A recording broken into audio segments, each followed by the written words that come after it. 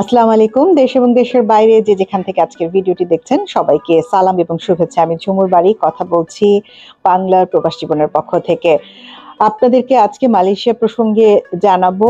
একটি সুখবর রয়েছে, বিশেষ করে মালয়েশিয়ার জোহর বারুতে যারা অবস্থান করছেন তাদের জন্য। দক্ষিণ মালয়েশিয়াতে অবস্থিত জোহর বারু হচ্ছে জোহর রাজ্যের রাজধানী।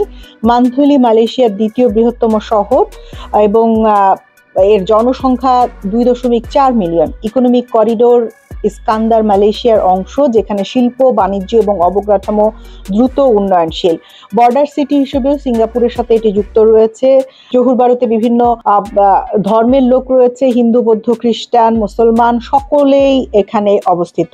জোহর বারুতে ঠিক কত সংখ্যক বাংলাদেশি রয়েছে সেটি জানা না গেলেও বাংলাদেশি একটি বড় সংখ্যক সেখানে অবস্থান করে, কারণ সেখানে কাজ পাওয়া অন্যান্য জায়গার থেকে কিছুটা মালয়েশিয়ার কুয়ালালামপুরের পরই সহজ। এবং পুরো মালয়েশিয়াতে সরকারি হিসাবে 8,99,000 বাংলাদেশি রয়েছে, যদিও এই হিসাবটি অনিয়মিত যারা রয়েছেন তাদের হিসাবের বাইরে। অনিয়মিত সংখ্যাটা এই মুহূর্তে বলা সম্ভব নয়। জোহর বারুতে একটি বড় অংশ রয়েছে এবং তাদের জন্য সুখের খবর হচ্ছে পররাষ্ট্র উপদেষ্টা মালয়েশিয়া অবস্থান করছেন এবং তিনি মালয়েশিয়াতে যে সাধারণ প্রবাসী যারা রয়েছে তাদের জন্য যে কনসুলেট সেবা সেটি সফর করেছেন এবং দূতাবাস ঘুরে দেখেছেন। এবং তিনি বলেছেন সরকারের উপদেষ্টা পরিষদের যে সভা হয়েছে, বাংলাদেশ সরকারের উপদেষ্টা পরিষদের সভায় কনসুলেট অফিস জোহর বারুতে স্থাপনের সিদ্ধান্ত গ্রহণ করা হয়েছে।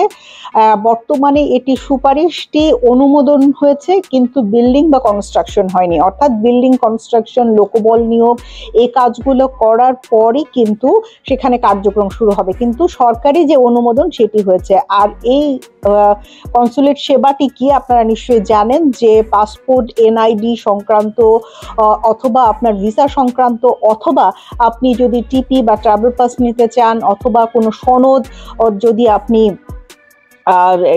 সত্যায়িত করতে চান বা কোনো কিছু প্রমাণ নিতে চান, সেক্ষেত্রে বাংলাদেশ দূতাবাস, মালয়েশিয়াস্থ বাংলাদেশ দূতাবাস যে কার্যক্রম করে থাকে সেটি ঠিক সেম কার্যক্রম জোহর বারুতেও করা হবে। অর্থাৎ কনসুলেট যদি স্থায়ী হয় তাহলে তো কথাই নেই।